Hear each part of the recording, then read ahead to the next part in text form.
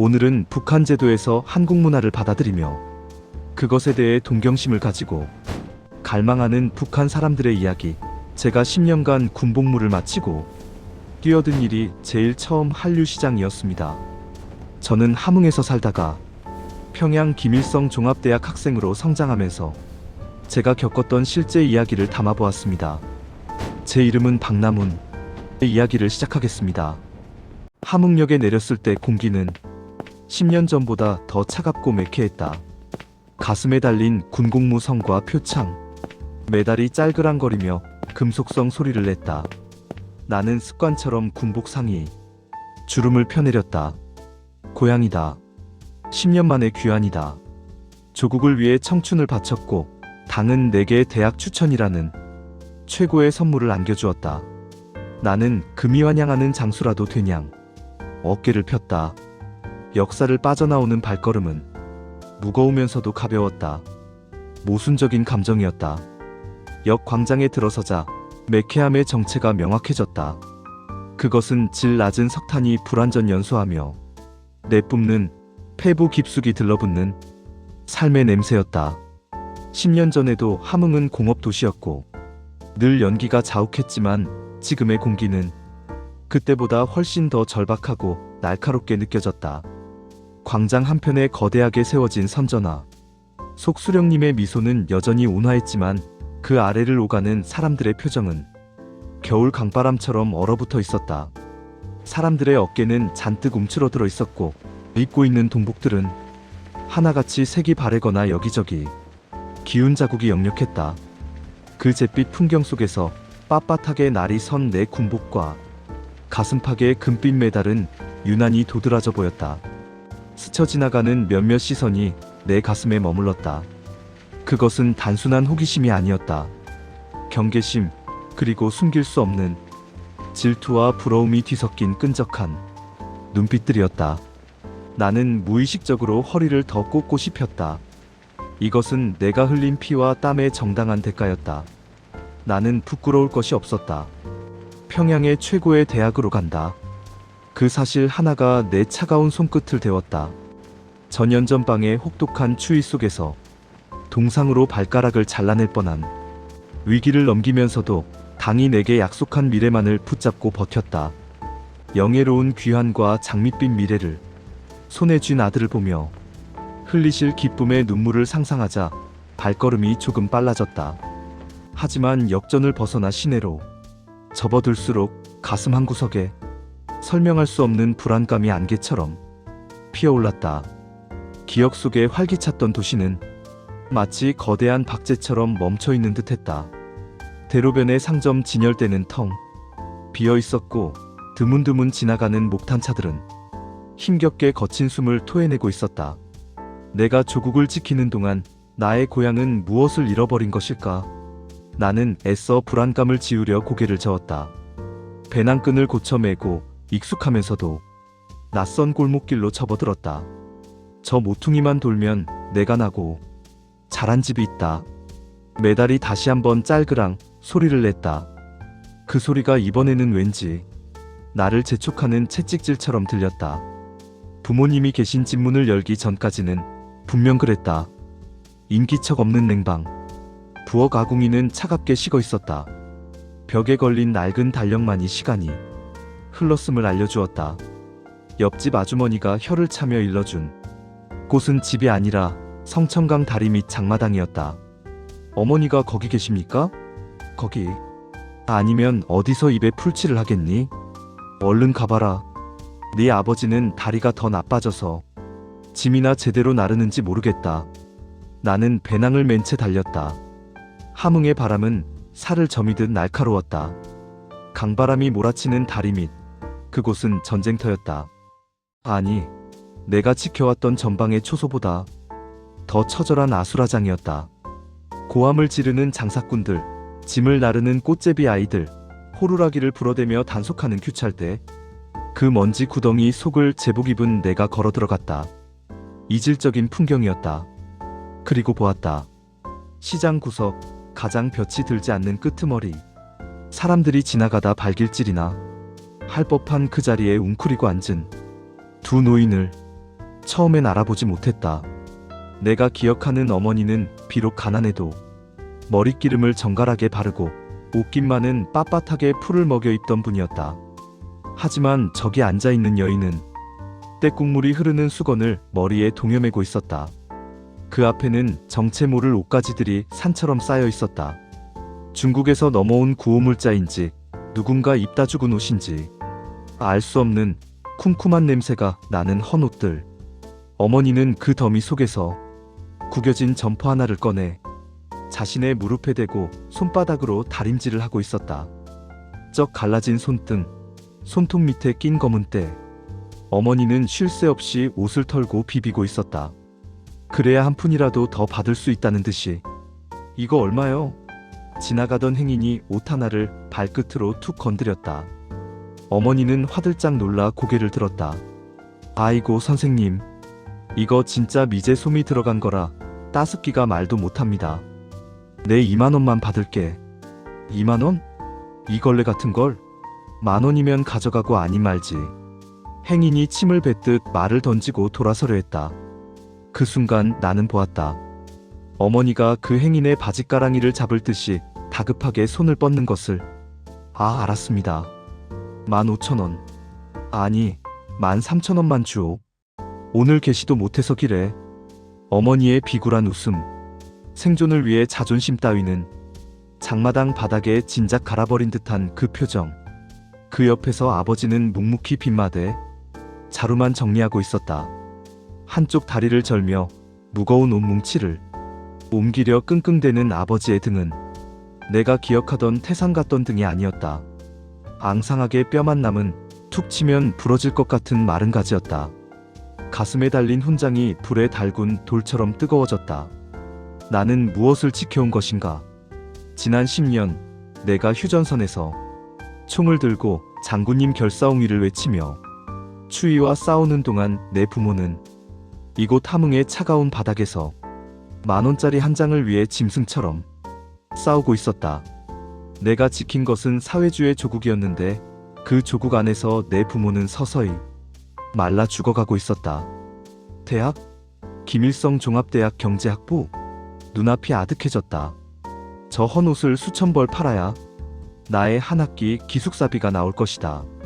저 굽은 등으로 수만 번 짐을 날라야 내 책값을 댈 수 있을 것이다. 무상교육이라는 허울 좋은 간판 뒤에서 늙은 부모의 피를 빨아먹어야 유지되는 것이 나의 영광스러운 대학 생활이라는 사실이 뼈아프게 박혀왔다. 역겨움이 올라왔다. 나 자신에 대한 역겨움, 그리고 나를 영웅이라 치켜세우면서 정작 내 가족은 방치한 이 체제에 대한 알 수 없는 분노. 어머니, 입술이 떨어지지 않았다. 목구멍이 뜨거운 덩어리로 꽉 막힌 것 같았다.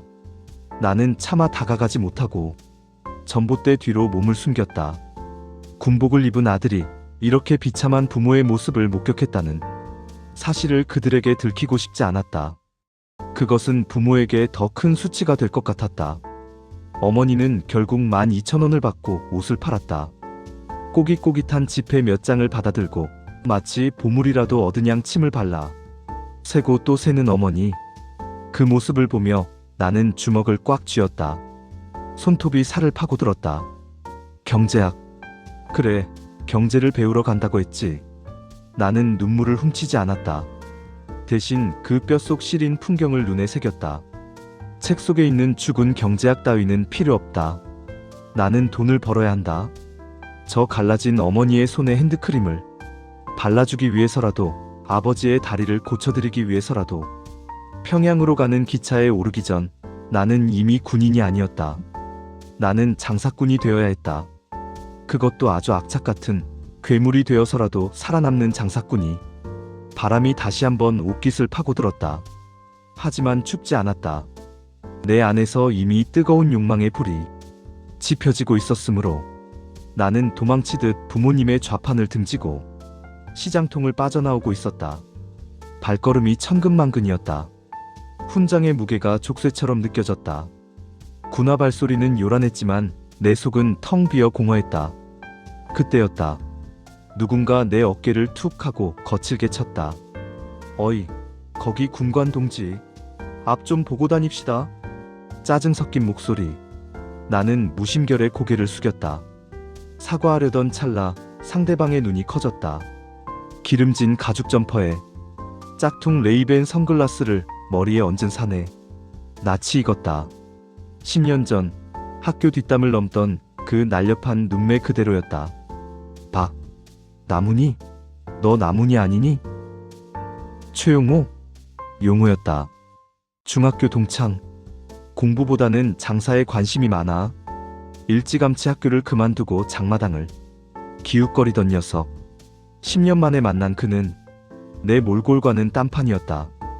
윤이 나는 가죽 구두 손목에 번쩍이는 금장 시계 그리고 입에 문 고양이 담배 한 개비. 그는 함흥 바닥에서 꽤나 자리를 잡은 장사꾼 태가 났다. 야, 이거 진짜 오랜만이다. 살아서 돌아왔구나. 내 소문 들었어. 평양 간다며?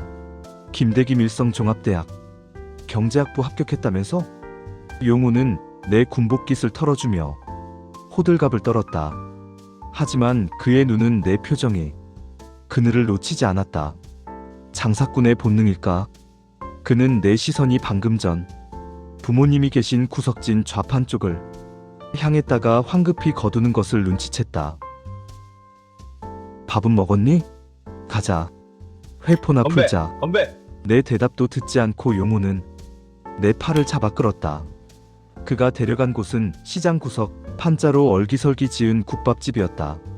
하지만 우리가 앉은 곳은 밖이 훤히 보이는 평상이 아니라 색바랜 커튼으로 가려진 안쪽 구석방이었다.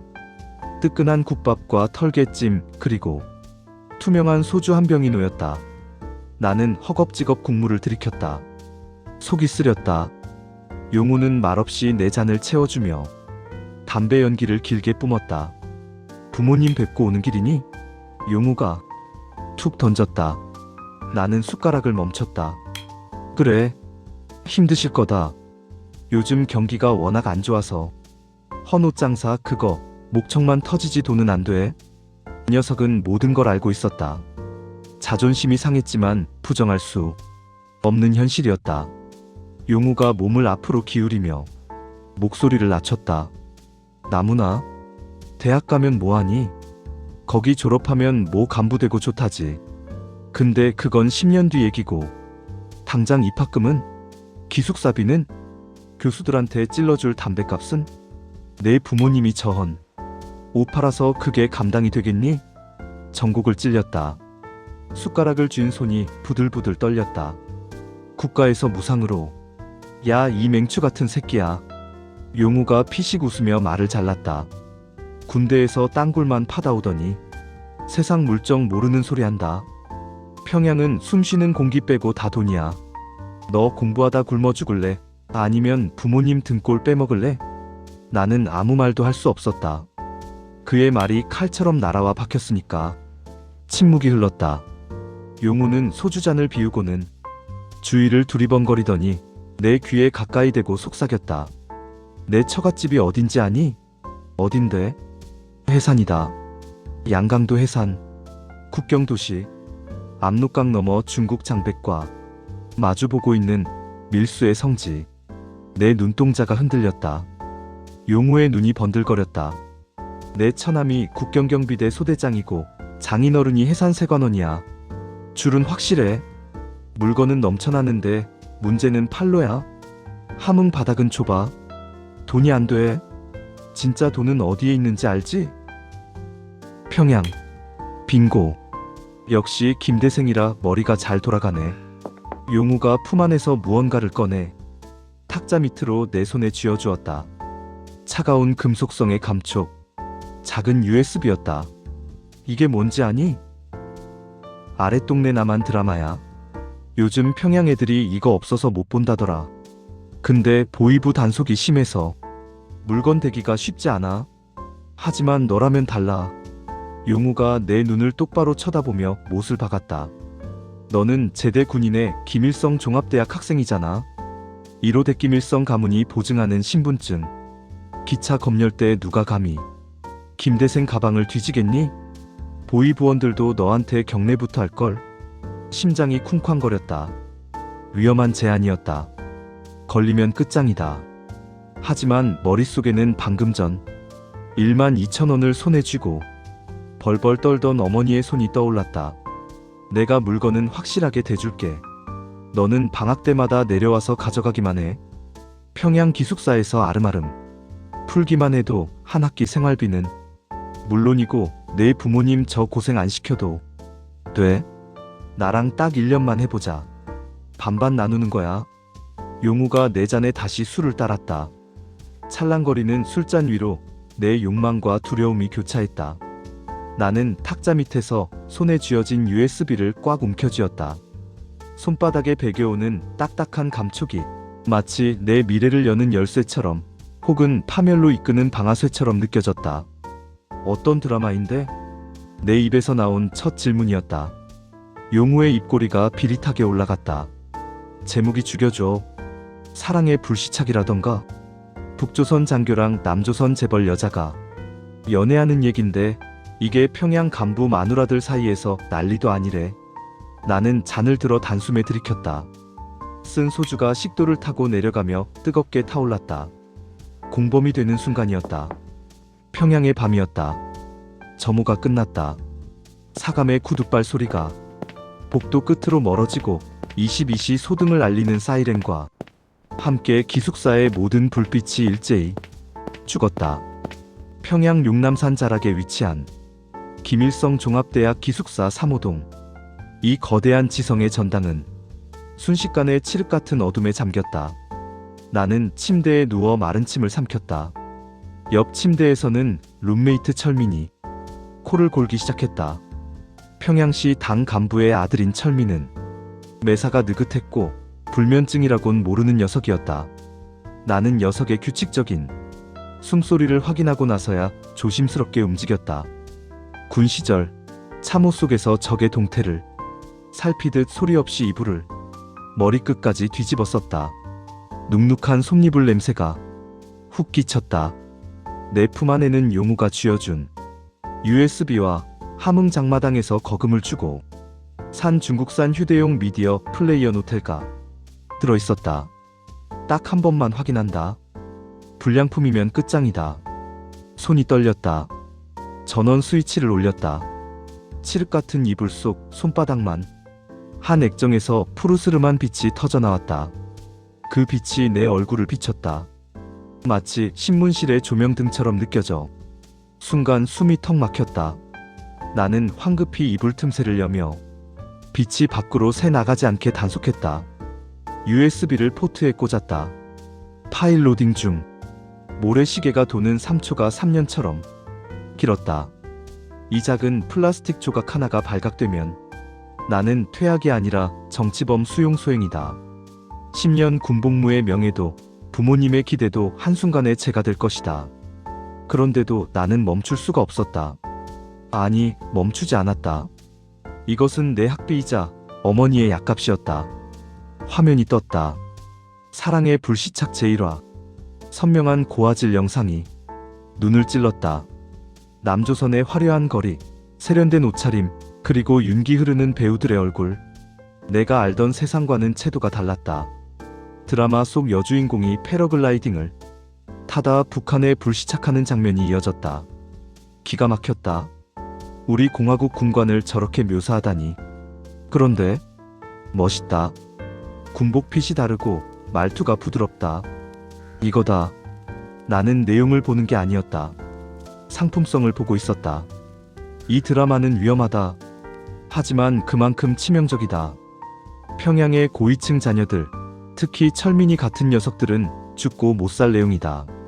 그들은 따분한 혁명 역사보다 이런 말랑한 자극에 굶주려 있다. 화면 속 남조선의 풍경은 그들에게 판타지이자 억눌린 욕망의 배출구가 될 것이다.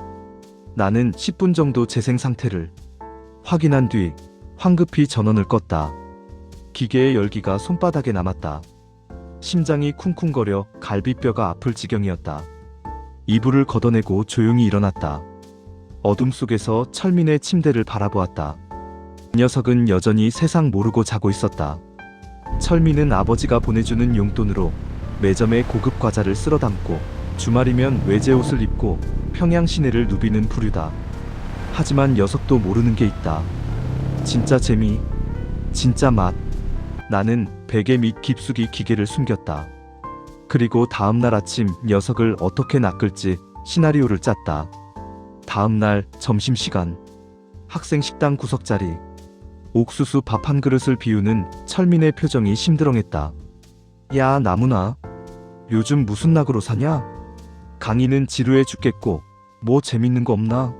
철민이 투덜거렸다. 기회였다. 나는 주위를 살피는 척하며 목소리를 깔았다. 철민아, 왜 그렇게 진지해? 뭐 숨겨둔 술이라도 있어?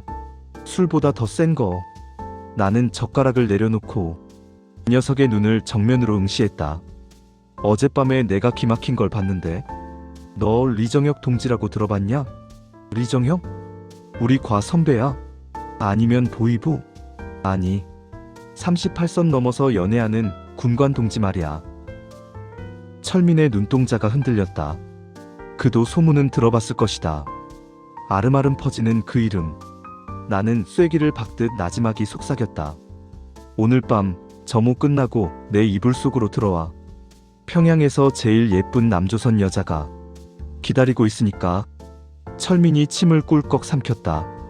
그의 눈빛에서 무료함이 사라지고 원초적인 호기심이 타오르는 걸 보았다.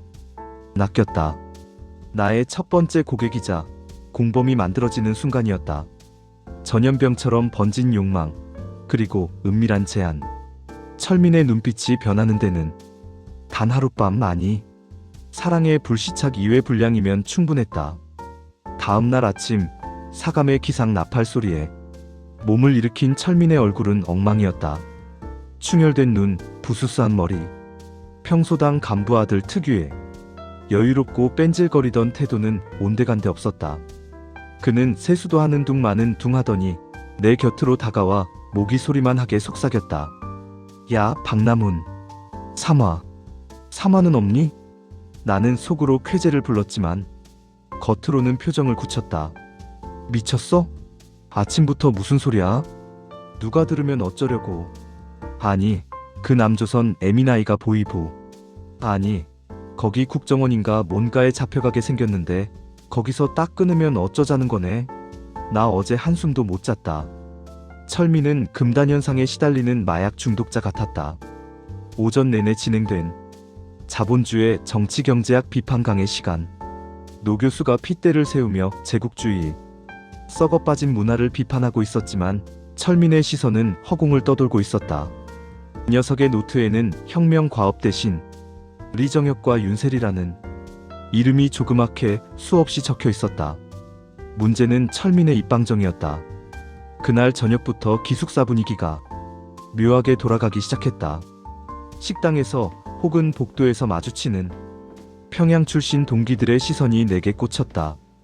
무심한 척 밥을 먹고 있으면 무역성 간부 아들인 광철이나 인민무력부 소속 집안의 성수가 슬쩍 다가와 내 식판 위에 삶은 달걀이나 귀한 고기 반찬을 올려두고 갔다.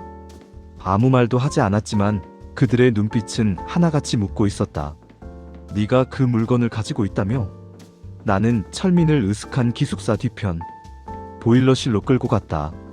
석탄 냄새가 매캐한 그곳에서 나는 녀석의 멱살을 거칠게 틀어쥐었다. 너 미쳤어? 입 조심하라고 했지.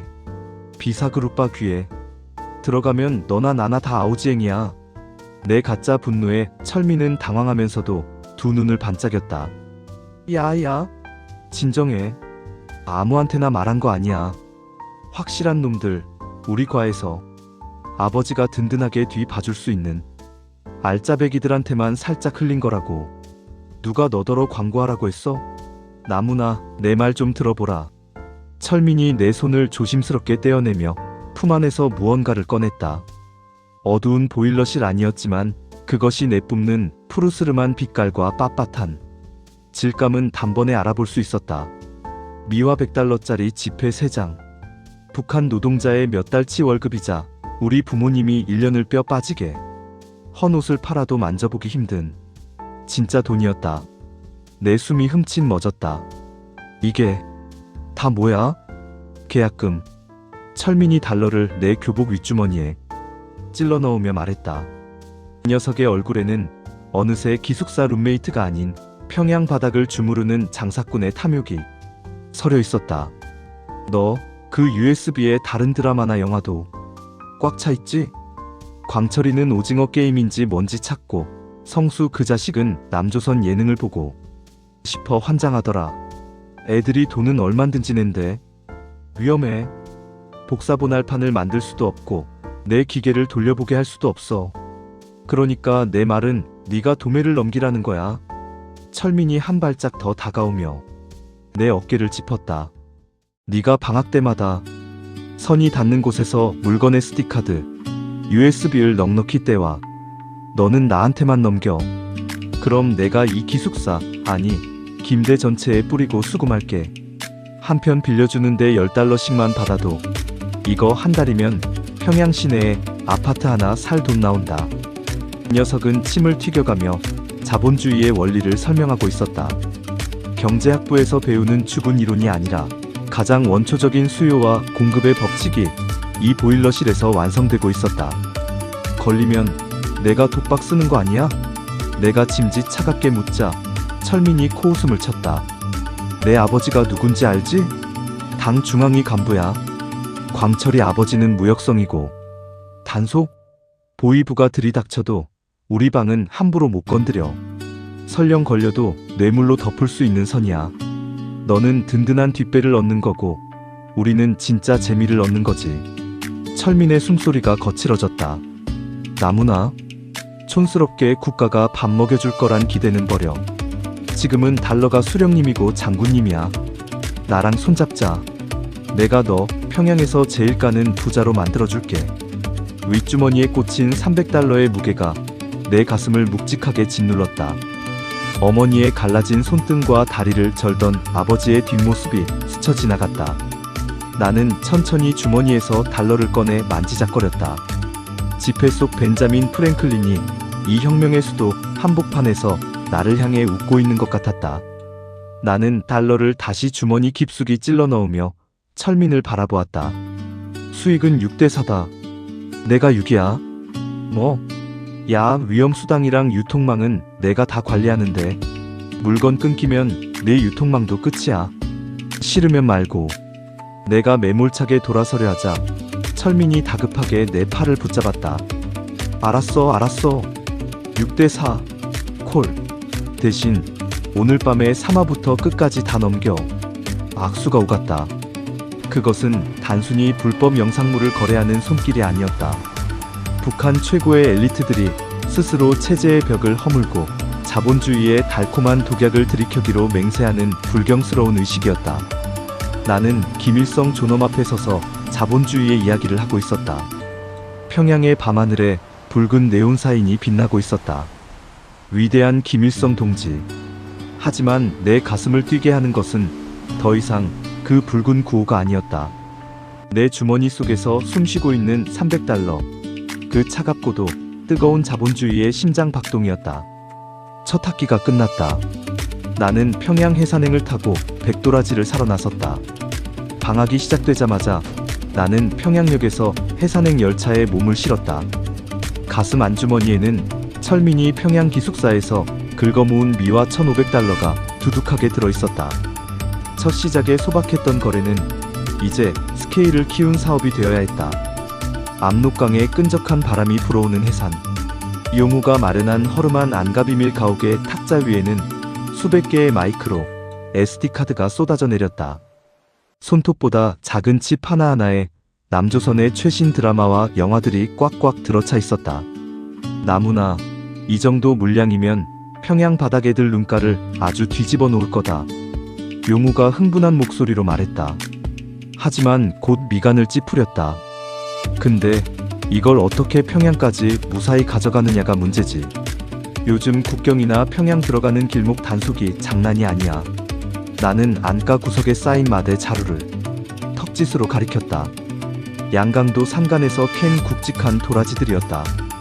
여름 산자락을 하얗게 수놓던 청초한 도라지꽃을 떠올려보면 이 씁쓸하고 흙내 나는 뿌리들이 우리의 완벽한 범죄 위장막이 될 줄 누가 알았겠는가. 지도교수님과 당 중앙위 간부들에게 바칠 특산물이다. 약효가 아주 기가 막힌 백도라지지. 우리는 SD카드 수십 개씩을 까만 비닐과 방수천으로 여러 겹 밀봉한 뒤 흙이 잔뜩 묻은 굵은 도라지 뿌리들 사이사이에 정교하게 파묻었다. 자루를 단단히 묶자 짙고 알싸한 도라지 흙냄새만이 코를 찔렀다. 금속 탐지기에도 걸리지 않을 완벽한 유기농 위장갑이었다. 며칠 뒤 평양으로 향하는 열차 안. 객실은 사람들의 땀냄새와 석탄 먼지로 숨이 막혔다. 내 발밑에는 묵직한 도라지 자루가 놓여 있었다. 열차가 평성을 지날 무렵이었다. 갑자기 끼익하는 찢어질 듯한 쇳소리와 함께 기차가 선로 한가운데 거칠게 멈춰섰다. 웅성거리는 승객들 사이로 날카로운 호루라기 소리가 객차를 찢었다. 전원자리에서 대기. 짐 풀어. 붉은 완장을 찬 사내들이 군홧발로 들이닥쳤다. 백구상무. 남한 영상물과 자본주의 문화를 전담으로 단속하는 악명 높은 검열반이었다. 그들의 거친 손에 보찜이 뜯기고 숨겨둔 남조선 화장품을 들킨 한 상인이 머리채를 잡힌 채 비명을 지르며 끌려나갔다. 공포가 객차 안을 섭씨 영화로 얼어붙게 했다. 내 심장이 갈비뼈를 때리기 시작했다. 10년을 최전방 보위부대에서 굴렀지만 이토록 피가 마르는 긴장감은 처음이었다. 단속반 조장이 뱀같은 눈으로 객실을 훑더니 내 앞까지 다가왔다. 동무, 가방하고 발밑에 자루 다 풀어. 나는 자리에서 천천히 일어나 김일성 종합대학 배지가 달린 교복 재킷의 깃을 한번 매만졌다. 그리고 안주머니에서 붉은색 표지의 학생증과 제대군관 증명서를 꺼내 정중히 내밀었다. 김일성 종합대학 경제학부 소속입니다. 고향 집에 들렀다 학업을 위해 평양으로 복귀하는 길입니다. 조장의 짙은 눈썹이 꿈틀했다.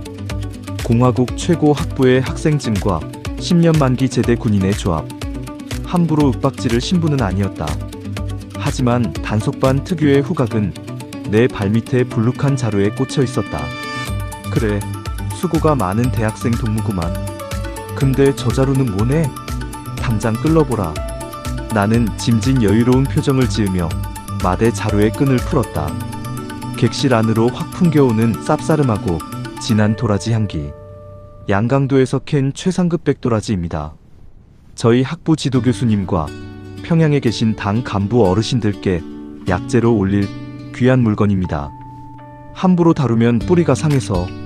내 말이 끝나기도 전에 조장이 거친 손을 자루 안으로 푹 쑤셔 넣었다. 숨이 멎는 줄 알았다. 그의 뭉툭한 손가락이 마른 도라지 뿌리들을 사정없이 헤집으며 점점 밑바닥을 향해 파고들었다. 1cm만 더 들어가면 까만 비닐 뭉치에 손끝이 닿을 터였다. 걸리는 순간 평양에서의 화려한 미래는 끝이고 정치범 수용소의 끝없는 어둠이 시작된다. 그 찰나의 순간 나는 학생증 밑에 미리반으로 접어 겹쳐두었던 빳빳한 미화 $50짜리 지폐와 최고급 중국산 중화 담배 한 갑을 조장의 소매 쪽으로 쓱 밀어넣었다. 아무도 보지 못한 10년 군 생활로 단련된 빠르고 은밀한 손놀림이었다. 조장 동지, 날씨도 더운데 조국을 위해 수고가 많으십니다. 어르신들 약재를 구하다 보니 불철주야 고생하시는 조장 동지 생각이 나 조금 챙긴 게 있습니다. 조장의 손이 자루 속에서 멈칫했다. 소매를 타고 들어온 빳빳한 달러에 감촉과 묵직한 담뱃값. 그의 날카로운 눈동자가 처음으로 흔들리더니 내 차갑고 덤덤한 눈빛과 부딪혔다. 군인 대 군인, 아니 장사꾼 대 장사꾼의 기싸움이었다. 나의 기세가 그의 남은 의심을 압도해야만 살 수 있었다. 조장은 자루 속에서 천천히 손을 빼며 묻은 흙을 툭툭 털었다. 달러와 담배는 이미 그의 소매 안으로 감쪽같이 사라진 뒤였다. 냄새만 맡아도 약효가 아주 좋구만. 훌륭한 대학생 동무야. 가르침을 주시는 교수님들께 상하지 않게 잘 전해드리도록 해. 통과. 조장이 호루라기를 불며 다음 칸으로 넘어가자 나는 비로소 뼛속까지 갇혀있던 숨을 길게 토해냈다. 제복 안의 등줄기가 식은 땀으로 축축하게 젖어 있었다. 덜컹 기차가 다시 기적을 울리며 평양을 향해 속도를 내기 시작했다. 발밑에 도라지 자루가 기차의 진동에 맞춰 흔들렸다. 그 흙냄새 나는 자루 안에는 평양의 밤을 지배할, 그리고 나를 이 체제의 꼭대기로 밀어 올려줄 수백 개의 위험한 자본주의가 무사히 평양 성문을 넘고 있었다. 평양의 밤을 점령한 백도라지 카르텔이 기다리고 있었다. 기숙사 3호동의 내 방. 두꺼운 암막 커튼을 치고 문을 걸어 잠근 뒤에야 나는 마대 자루를 쏟아부었다. 바닥으로 우르르 쏟아지는 흙 묻은 도라지 뿌리들. 여름날 산기슭에 청초하고 기품있게 피어나는 보라색 도라지꽃을 아는가. 하지만 그 아름다운 꽃을 피우기 위해 땅속의 뿌리는 얼마나 억척스럽고 추악하게 진흙탕을 파고드는지 사람들은 모른다. 내 눈앞에 쏟아진 이 흙투성이 뿌리들이 바로 우리의 진흙탕이자 평양의 밤에 피워낼 가장 화려하고 도끼 어린 꽃의 씨앗이었다. 흙구덩이 속에서 까만 비닐 뭉치들을 파내어 껍질을 벗겼다. 수백 개의 마이크로 SD카드가 형광등 불빛을 받아 서늘하게 반짝였다. 철민은 바닥에 주저앉아 그 작은 칩들을 마치 금괴라도 되는 양 쓰다듬었다.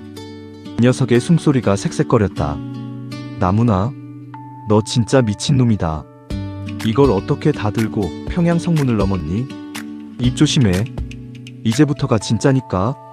약속대로 물건은 대줬다. 평양 바닥에 뿌리는 건 내 몫이야. 나는 흙 묻은 손을 수건에 대충 닦아내며 녀석을 내려다보았다. 철민의 눈동자에는 이미 평양 시내를 집어삼킨 듯한 광기가 번뜩이고 있었다. 걱정 마라.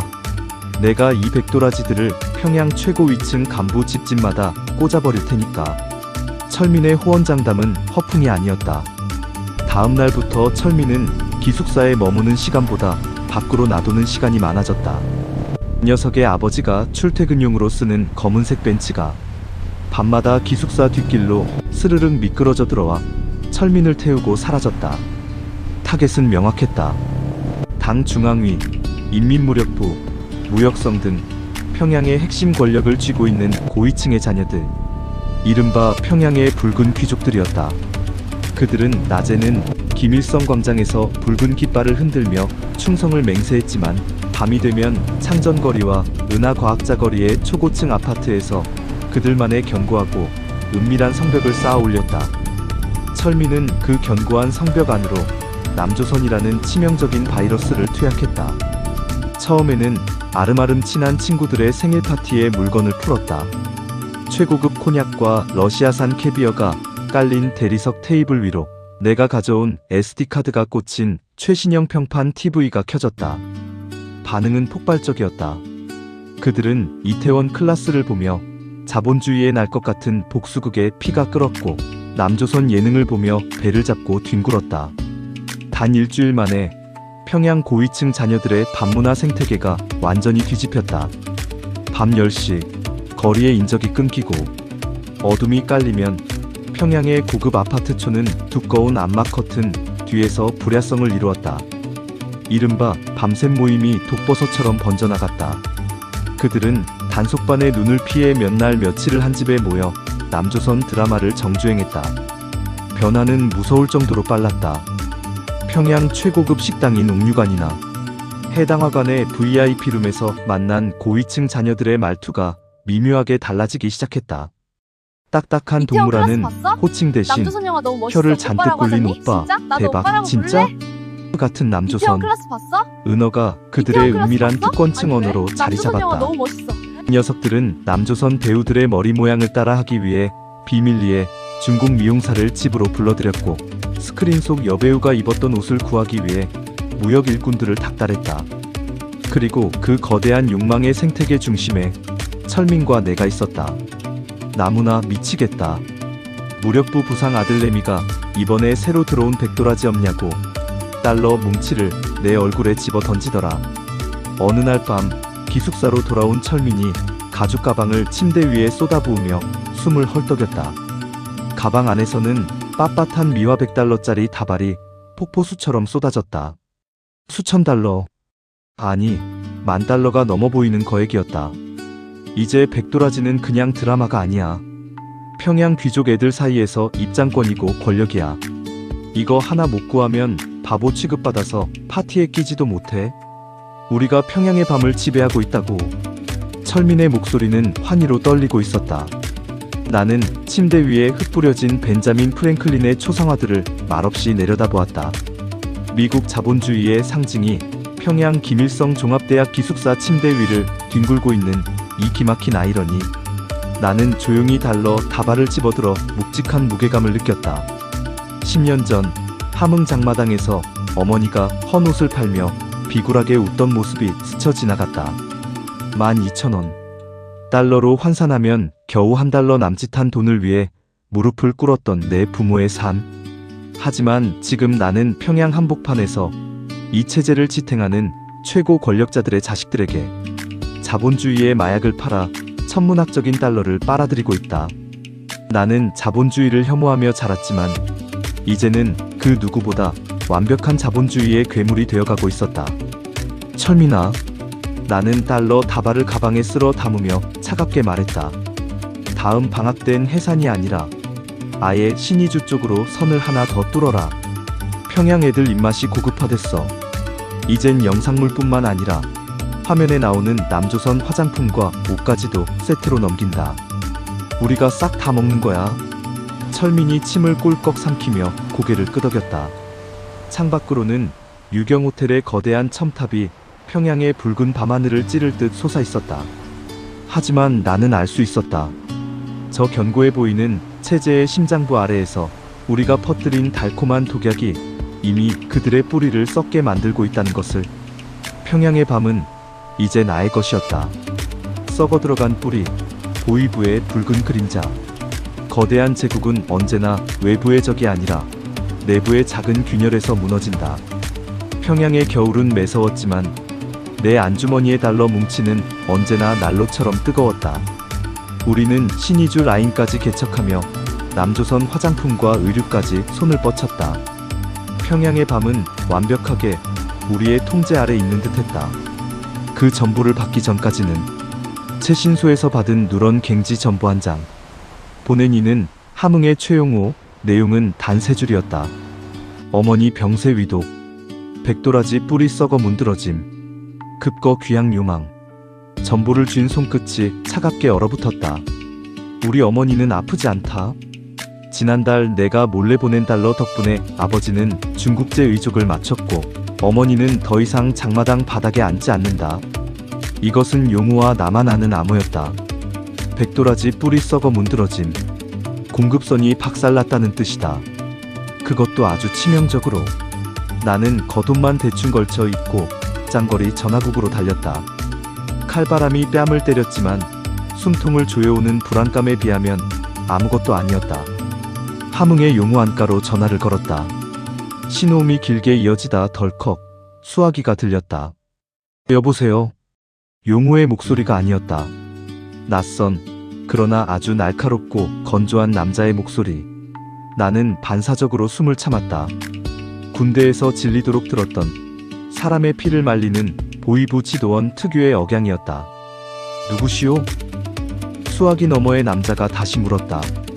나는 소리 없이 수화기를 내려놓았다. 심장이 미친 듯이 뛰기 시작했다.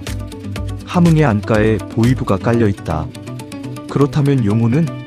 그날 밤 나는 평양 시내를 배회하다 어둠이 짙게 깔린 뒤에야 기숙사 뒷담을 넘었다. 내 방 앞 복도 끝에 익숙한 실루엣이 서 있었다. 철민이었다. 녀석의 벤츠에서 내린 운전기사가 주변을 살피고 있었다. 철민은 나를 보자마자 다급하게 멱살을 잡고 방 안으로 밀어넣었다. 너 해산 쪽에 무슨 일 생겼니? 철민의 눈동자가 공포로 뒤집혀 있었다. 녀석의 입술이 파르르 떨렸다. 내 아버지가 오늘 당 중앙위 비서국 회의에서 듣고 오셨다. 양강도 해산 국경경비대 소대장 하나가 비사그룹바 단속반에 긴급 체포됐대. 밀수 혐의로. 해산 국경경비대 소대장. 용우의 처남이었다. 머릿속이 하얗게 비워졌다. 단순 밀수가 아니야. 그 자식이 혼자 살겠다고 장부를 넘겼단다. 남조선 알판과 기계들을 함흥 거쳐서 평양까지 올려보냈다고 나불거렸대. 보위부에서 합동수사본부를 꾸렸어. 타겟은 평양에 물건을 푼 총책이야. 배신이었다. 돈맛을 본 천안 밑에 하전사말단 군인 하나가 앙심을 품고 보위부에 찔렀고 고문을 견디지 못한 천암이 용우의 이름과 평양 루트를 불어버린 것이다. 용우가 급하게 백도라지 뿌리가 썩었다는 전보를 치고 도망친 이유가 그것이었다. 함흥 안가에서 전화를 받은 건 이미 그곳을 덮친 보위부 요원이었을 테고 장부에 내 이름이 있겠니? 내가 갈라진 목소리로 물었다. 용우라는 놈이 불면 내 이름 나오는 건 시간 문제지. 너 이 자식아, 내가 평양 간부 자식들한테 얼마나 많이 뿌렸는데 꼬리가 잡히면 다 죽어. 내 아버지고 뭐고 다 숙청이라고.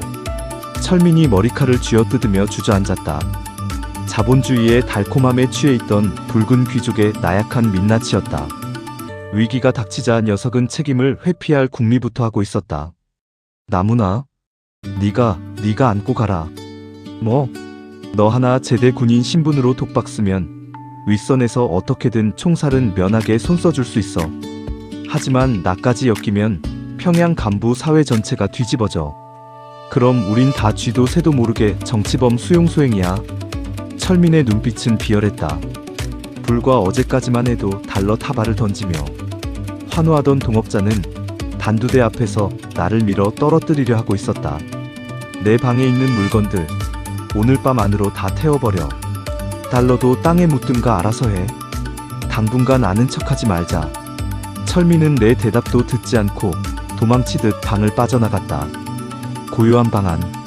바닥을 들추자 비닐에 겹겹이 싼 수만 달러의 지폐와 아직 풀지 못한 백도라지의 스티카드들이 숨죽이고 있었다.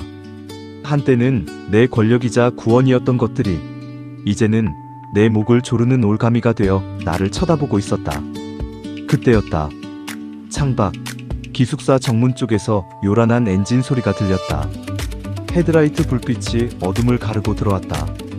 검은색 우아즈 북한 보위부용 지프 세대가 기숙사 앞마당에 거칠게 멈춰섰다. 차 문이 열리고 검은 가죽 코트를 입은 사내들이 우르르 내리는 모습이 달빛에 비쳤다. 숨이 턱 막혔다. 보위부의 사냥개들이 평양성 안으로 내 코앞까지 진격해온 것이다. 도망칠 곳은 없었다. 사냥개의 목줄을 쥐어야 할 순간이 다가왔다. 쾅, 쾅, 쾅. 기숙사 복도를 울리는 군합발 소리가 내 방문 코앞에서 멈췄다. 숨을 쉴 틈도 달러를 불태울 시간도 없었다. 연기가 피어오르는 순간 모든 것은 끝이다. 나는 직감적으로 움직였다. 장판 및 비밀 공간에 아직 풀지 못한 백도라지의 스티카드 뭉치들을 쑤셔박았다. 하지만 침대 위에 흩어진 미화 1만 달러, 그 두툼한 돈다발은 숨기지 않았다. 오히려 그것들을 끌어모아 책상 위 희미한 백열등 불빛 아래 가장 잘 보이도록 가지런히 쌓아 올렸다. 그리고 군복 바지에 각 잡힌 셔츠 차림으로 책상 앞 의자에 꼿꼿이 앉았다. 10년 전 최전방 초소에서 남조선 확성기 방송을 들으며 언제 터질지 모를 국지전을 대비하던 그 밤처럼 내 심장 박동을 극도로 차갑게 통제했다. 문 열어. 국가보위성이다. 철컥. 문고리가 부서질 듯 돌아가고 검은 가죽 코트를 입은 사내 셋이 들이닥쳤다. 가장 선두의 선자는 어깨에 중좌중령 계급장을 단 메부리코에 눈매가 뱀처럼 찢어진 사내였다. 그의 손에는 이미 58식 보총 자동 소총 대신 묵직한 권총이 들려 있었다. 네가 박나문이냐? 함흥 바닥에서 굴러먹다 온 새끼가 평양물을 아주 흐려놓고 있다지? 중좌의 목소리는 칼날 같았다. 뒤따라 들어온 지도원 2명이 짐승처럼 방 안을 뒤집기 시작했다. 매트리스가 뜯겨나가고 책꽂이가 무너졌다. 나는 자리에서 일어나지 않은 채 차가운 눈으로 중자를 응시했다.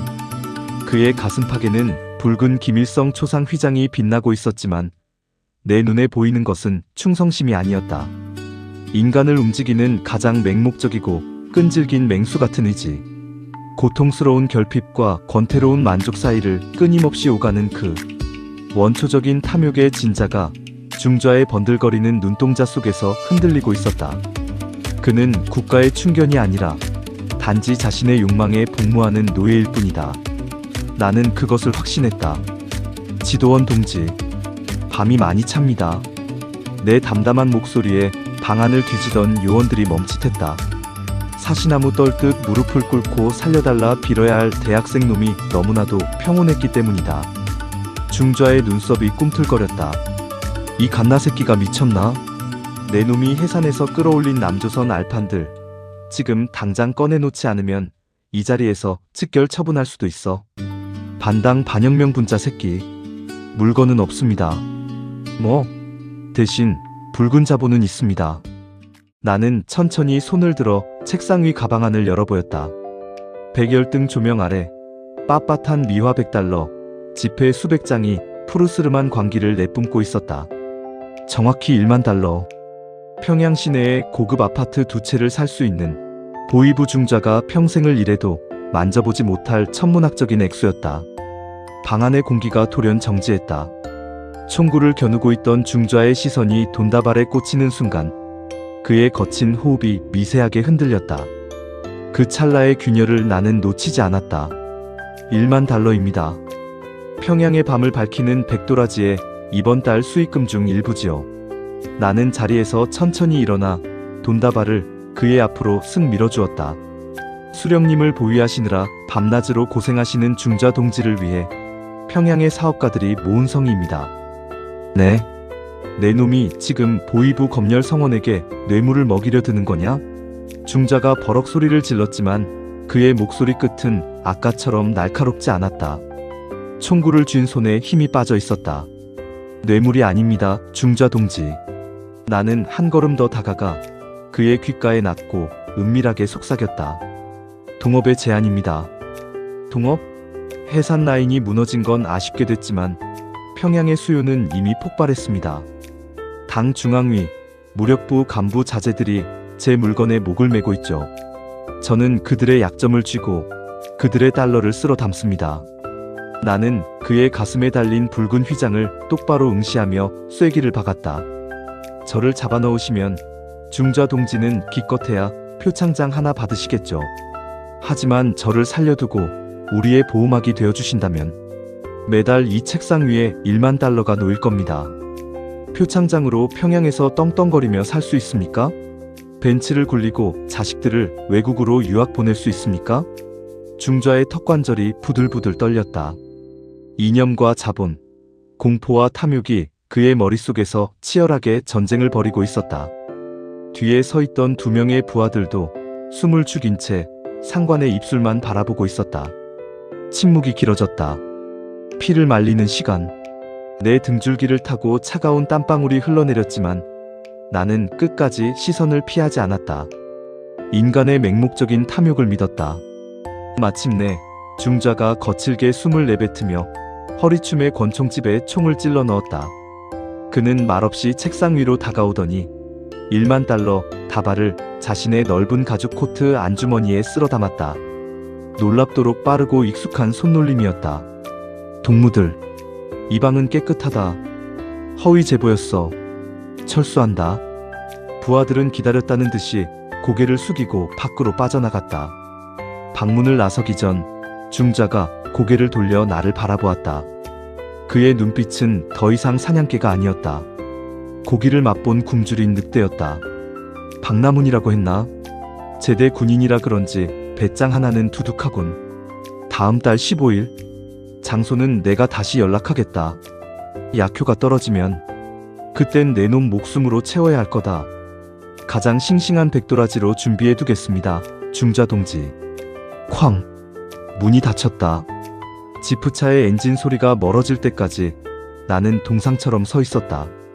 마침내 엔진 소리가 완전히 사라지자 참았던 숨이 터져나오며 다리가 꺾였다. 바닥에 주저앉은 내 입술 사이로 실성한 듯한 헛웃음이 새어나왔다. 이겼다. 평양에서 가장 무서운 사냥개의 목에 자본주의의 개목걸이를 채웠다. 이제 나는 단순한 장사꾼이 아니다. 이 썩어 빠진 체제의 심장부에서 그들의 탐욕을 숙주 삼아 자라나는 진짜 괴물이 된 것이다. 보이부 중좌가 1만 달러를 챙겨 떠난 다음 날 새벽, 기숙사 방문이 조심스럽게 열리고 짐승처럼 헐떡이는 숨소리와 함께 철민이 들어왔다. 녀석의 얼굴은 백지장처럼 질려 있었다. 내가 보위부에 끌려가 모든 것을 풀었을 거라 지레짐작하고 밤새 평양 시내를 도망쳐 다닌 꼴이었다. 나는 창가에 서서 차갑게 식은 담배 연기를 내뱉으며 녀석을 돌아보았다. 보위부는 내 선에서 정리했다. 중좌의 목줄은 내가 쥐었어. 뭐? 네가 보위부를 샀다고? 하지만 그 새끼들 아가리가 보통 큰 게 아니야. 매달 15일 1만 달러를 바쳐야 해. 해산 루트는 끝났다. 네가 신의주로 가라. 내 서늘한 명령에 철민의 어깨가 움찔했다. 신의주. 압록강을 사이에 두고 중국 단동과 마주한 공화국 최대의 관문. 그곳은 해상 같은 변방의 밀수와는 차원이 달랐다. 돈의 단위가 다르고 걸리면 쥐도 새도 모르게 압록강의 물귀신이 되는 살벌한 전쟁터였다. 하지만 철민에게 선택권은 없었다. 평양 고위층의 자제라는 온실 속 화초 같던 녀석은 살기 위해 거친 국경의 진흙탕 속으로 직접 걸어 들어가야 했다. 며칠 뒤 철민은 아버지의 권력을 빌려 당 중앙위 산하 무역회사에 지도원 신분으로 위장해 신의주행 열차를 탔다. 그리고 그곳에서 녀석은 책에서는 배운 적 없는 북조선을 움직이는 진짜 원동력을 두 눈으로 목격하게 된다. 그것은 주체 사상도 당의 영도도 아니었다. 오직 살아남겠다는, 그리고 더 많이 가지겠다는 맹목적이고 끈질긴 맹수 같은 의지뿐이었다. 신의주에서의 루트 개척은 고통스러운 뇌물 납부의 연속이었다. 철민이 가장 먼저 마주한 장벽은 압록강 연선의 국경경비대였다. 중국 단동에서 강을 건너오는 백도라지 SD카드와 USB를 넘겨받으려면 야간 경비조의 눈을 감겨야 했다. 철민은 칠흑 같은 압록강 갈대밭에서 경비대 중대장의 손에 미화 500달러가 든 두툼한 봉투를 쥐어주어야 했다. 봉투를 쥔 중대장의 눈빛은 번들거렸다. 그들은 늘 굶주려 있었고 돈맛을 본 자들의 욕망은 밑빠진 독과 같았다. 철민아, 여기 새끼들은 사람이 아니야. 거머리야. 신의주 여관방에서 철민이 내게 걸어온 암호 전화의 목소리는 잘게 떨리고 있었다. 강을 건넌 물건을 기차에 싣기 위해서는 신의주 세관과 철도 보안원의 아가리에도 돈을 쑤셔 넣어야 했다. 수입산 목재로 위장한 화물칸 속에 백도라지를 숨기는 대가로 세관 검사원에게는 고급 중국산 담배, 중화 보루 사이에 달러를 끼워 바쳤다. 기차가 출발한 뒤에는 백구 상무단 속방과 수시로 들이닥쳤고 그때마다 철민은 객실 구석에서 덜덜 떨며 지폐 다발을 찔러주며 위기를 넘겼다. 평양에 도달하기 전에 마지막 관문, 시포초소. 수도 평양을 방어하는 가장 철저한 검문소에서도 부패의 악취는 진동했다. 철민은 아버지의 직함이 찍힌 무역회사 와크허가증을 들이밀었지만 초소 군관은 서류를 쳐다보지도 않았다. 오직 철민이 서류 밑에 깔아둔 달러의 두께만을 손가락 끝으로 가늠할 뿐이었다. 뇌물이 없으면 한 발짝도 움직일 수 없는 거대한 부조리의 요새. 이 체제에서 정직하다는 것은 곧 궁핍을 의미했고 궁핍은 곧 죽음이었다. 아무것도 바치지 않는 자는 가차없이 수용소로 끌려가 체제의 거름이 될 뿐이다. 철민은 점차 깨닫고 있었다. 이 국가를 지배하는 자들은 인간의 욕망이 고통과 권태 사이를 끊임없이 오가는 시계추 같다는 것을 아주 잘 이용하고 있었다. 달러를 쑤셔 넣어주면 잠시 권태로운 포만감에 젖어 눈을 감아주지만 이내 다시 결핍의 고통을 느끼며 더 큰 뇌물을 요구하며 이빨을 드러냈다. 평양에 있는 보위부 중좌부터 압록강의 말단 하전사까지 그 거대한 사슬의 모든 고리가 오직 뇌물이라는 피를 빨아먹으며 연명하고 있었다. 보름 뒤 철민이 파리하게 마른 얼굴로 평양 기숙사에 돌아왔을 때 그의 가죽 가방 안에는 이전보다 2배는 더 많은 수천 개의 백도라지가 담겨 있었다. 신의주에서 평양까지 수많은 늑대와 승냥이들의 입을 틀어막으며 기어코 뚫어낸 피 묻은 자본이었다. 가방을 바닥에 내던진 철민이 거칠게 숨을 몰아쉬며 내동댕이 쳐지듯 침대에 쓰러졌다. 그의 고급스러운 손등에는 압록강 갈대의 베인 상처와 검은 기름때가 얼룩져 있었다. 나무나 다 먹였다. 세관, 철도, 보이부, 10호 초소 개새끼들까지 모조리 달러로 아가리를 찢어놓고 왔어. 철민의 두 눈은 퀭하게 비어 있었지만 그 깊은 곳에는 이전의 나약함 대신 도끼가 서려 있었다. 온실 속의 도련님이 비로소 지옥의 문지기들과 거래하는 법을 배운 것이다. 나는 말없이 가방 지퍼를 열었다. 방 안가득 쏟아지는 남조선의 영상물들. 이것을 팔아 다시 달러를 벌고 그 달러로 저들의 아가리를 채워야 한다. 우리는 이제 돌이킬 수 없는 궤도에 올랐다. 우리가 살찌우는 이 탐욕의 괴물이 언젠가 평양 전체를 집어삼키게 될 때까지 이 위험하고 맹목적인 생존 게임은 멈추지 않을 것이다. 돈은 중력과도 같았다. 액수가 커질수록 사람의 본성을 가장 밑바닥으로 강하게 끌어당겼다. 신의주 루트가 안정권에 접어들면서 기숙사 내내 방 장판 밑에는 100달러짜리 묶음이 벽돌처럼 쌓여갔다. 매달 보이부 중좌의 아가리에 1만 달러를 쳐넣고 국경의 승냥이 떼들에게 피같은 통행세를 뜯기고도 남는 북조선에서는 상상조차 할 수 없는 거대한 부였다. 나는 이 돈으로 아버지를 평양의 비밀병원에 모셔와 다리 수술을 시켜드렸고 함흥의 어머니에게는 평생 만져보지 못할 달러가 든 돈을 쥐어드렸다. 나의 목표는 명확했다. 들키지 않고 조용히 이 썩은 체제가 무너질 때를 대비해 나만의 요새를 구축하는 것. 하지만 철민은 달랐다. 이 녀석에게 돈은 요새가 아니라 자신을 과시하는 화려한 왕관이었다. 건배. 평양의 밤과 위대한 리정혁 동지를 위하여. 평양 최고급 아파트 단지인 창정거리. 당 중앙위 고위 간부인 철민의 삼촌 명의로 된 빈 아파트 거실에서 샴페인 터지는 소리가 울려 퍼졌다. 두꺼운 암막 커튼이 쳐진 거실 한가운데에는 최고급 소니 텔레비전이 남조선 걸그룹의 뮤직비디오를 번쩍이며 재생하고 있었다.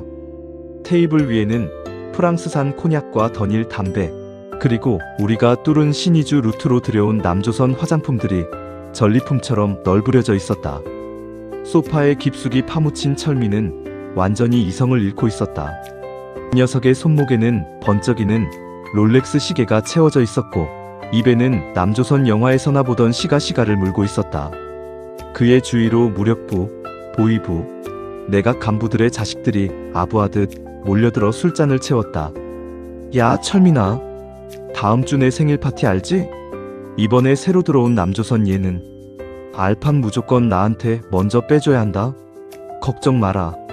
평양 바닥에 도는 백도라지는 다 내 손끝에서 나오는 거 알잖아. 형이 싹 다 챙겨줄게. 철민은 마치 자신이 남조선 재벌 그룹의 후계자라도 된 양 거들먹거렸다. 나는 구석의 어두운 주방에 기대어 그 역겨운 연극을 조용히 지켜보고 있었다. 위험하다. 이 녀석은 지금 선을 넘고 있었다.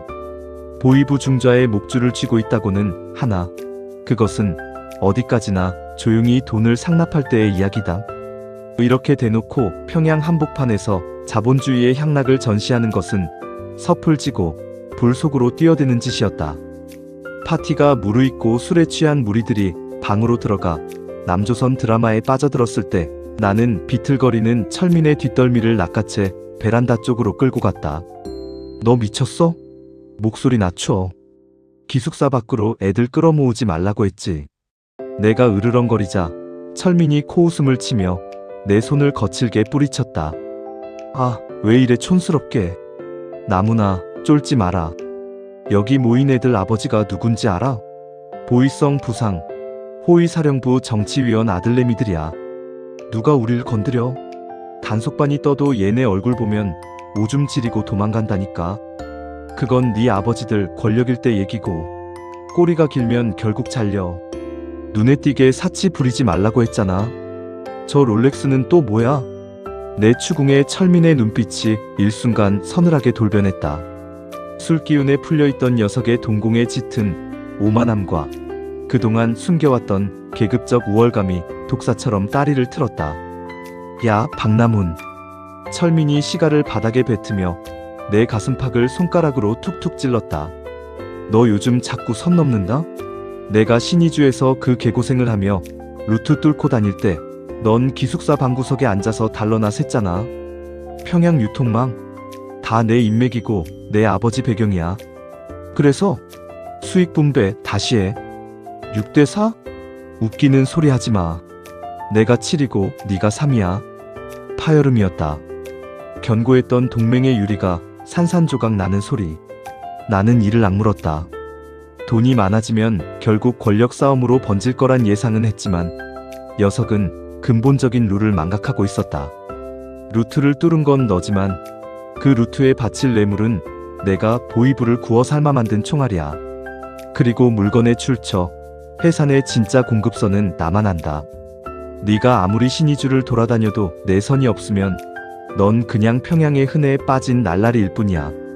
내 차가운 경고에 철민의 얼굴이 불그락 푸르락 달아올랐다.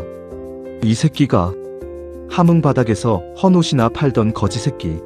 이 사람 만들어놨더니 감히 평양 최고 위층인 나한테 이래라 저래라야? 네가 보이부를 샀다고 착각하지 마. 그 새끼들은 내 아버지 이름 석자에 쫄아서 돈을 받은 거지. 너 같은 촌놈 배짱에 쫀 게 아니라고. 숨막히는 침묵이 베란다에 내려앉았다. 창밖으로는 어둠에 잠긴 대동강이 시퍼렇게 흐르고 있었다.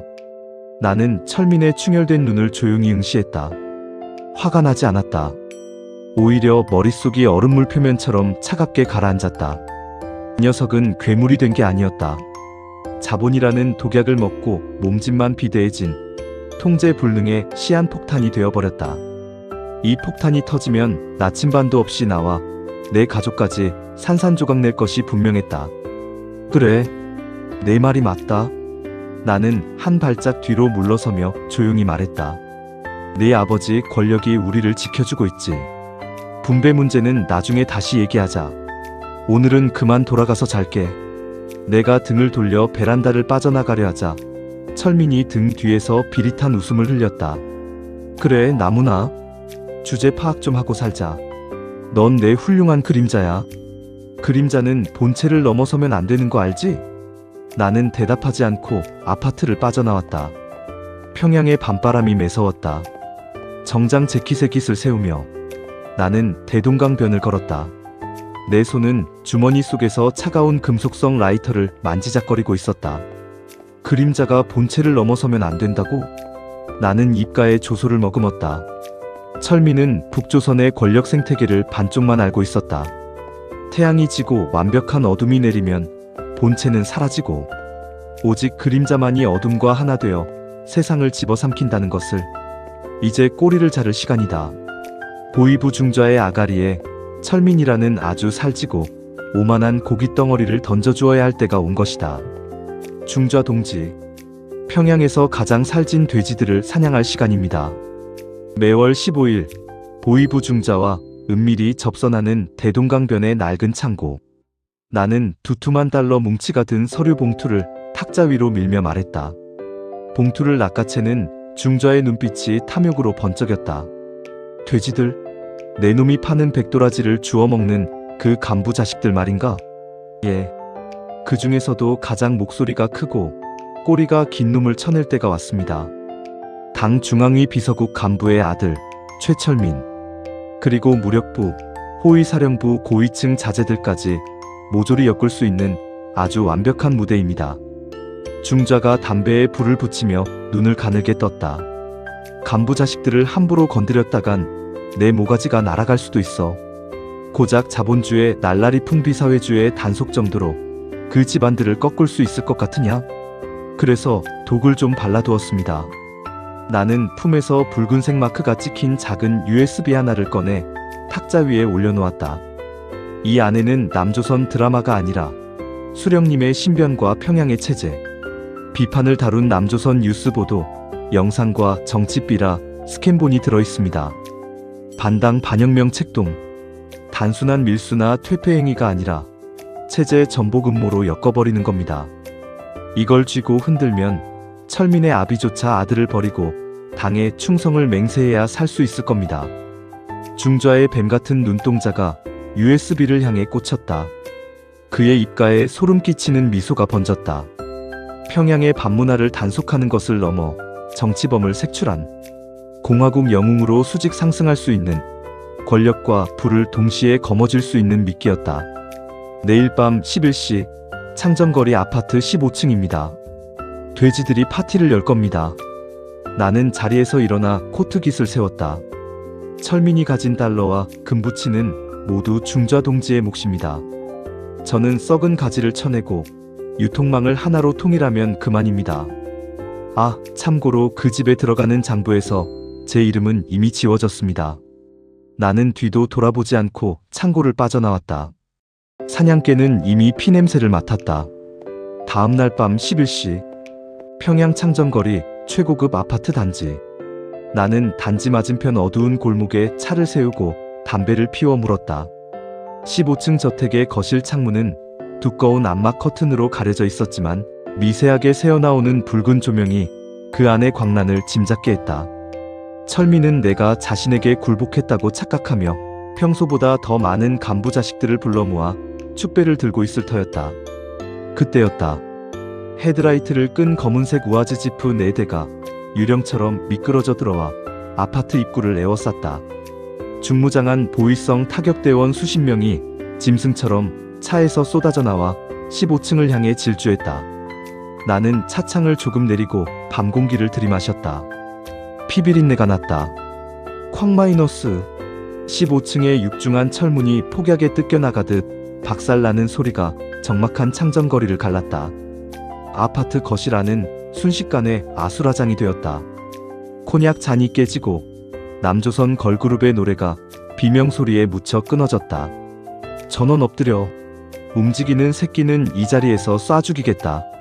보위부 중좌가 권총의 장전 손잡이를 당기며 고함을 질렀다. 소파에서 약과 술에 취해 뒹굴던 간부 자식들이 혼비백산하여 바닥에 엎드렸다. 하지만 철민은 달랐다. 녀석은 피가 거꾸로 솟은 얼굴로 비틀거리며 일어나 중자를 향해 삿대질을 했다. 붉은 귀족 특유의 버리지 못한 오만함이었다. 내들 뭐야? 내가 누군지 알아? 우리 아버지가 당 중앙위 비서고. 퍽. 말이 끝나기도 전에 중좌의 묵직한 군홧발이 철민의 명치를 걷어찼다. 철민이 헉 소리를 내며 대리석 바닥에 나뒹굴었다. 입 다물라, 반영명 종자 새끼. 내 놈 아비가 누구건 수령님을 모독하고 공화국을 전복하려 한 반역자 새끼들을 감싸주진 못할 거다. 무슨 헛소리야? 우린 그냥 영상을. 철민이 피 묻은 입술을 떨며 항변하려 할 때 중좌가 오디오 덱에 꽂혀있던 붉은 마크의 USB를 뽑아들었다. 내가 미리 철민의 재킷 주머니에서 바꿔치기 해둔 바로 그 독약이었다. 남조선 괴뢰당의 정치 모략 방송을 평양 한복판에서 시청하며 반당 모의를 한 증거물이다. 현 시간부로 여기 있는 전원 국가 전복 혐의로 긴급 체포한다. 끌어내. 아니야. 그거 내 거 아니야. 박남훈 그 새끼가. 철민의 비명이 짐승의 단말마처럼 거실을 울렸다. 하지만 그의 외침을 들어주는 이는 아무도 없었다. 보위부원들의 곤봉이 녀석의 머리를 무자비하게 내리쳤다. 롤렉스 시계를 찬 손목에 차가운 수갑이 채워졌고 녀석은 짐짝처럼 질질 끌려나갔다. 15층 거실 바닥에 굴러다니던 녀석의 달러 뭉치들은 중좌의 가죽 코트 안으로 소리 없이 빨려 들어갔다. 철저하고도 완벽한 사냥이었다. 10여 분 뒤 검은 천을 뒤집어 쓴 채 포승줄에 묶인 평양의 최고 위층 자재들이 줄줄이 아파트 밖으로 끌려 나왔다. 철민은 얼굴이 피떡이 된 채 가장 선두에서 짐칸으로 던져졌다. 녀석이 실린 지프차가 굉음을 내며 내 차 옆을 스쳐 지나갔다. 나는 짧아진 담배꽁초를 창밖으로 툭 튕겨냈다. 불씨가 아스팔트 위에서 잠시 반짝이다 이내 어둠 속으로 완전히 사그라졌다. 통쾌함은 없었다. 거대한 권력을 움직여 누군가의 숨통을 끊어버렸다는 사실이 주는 차갑고도 서늘한 감각만이 등줄기를 타고 흘렀을 뿐이다.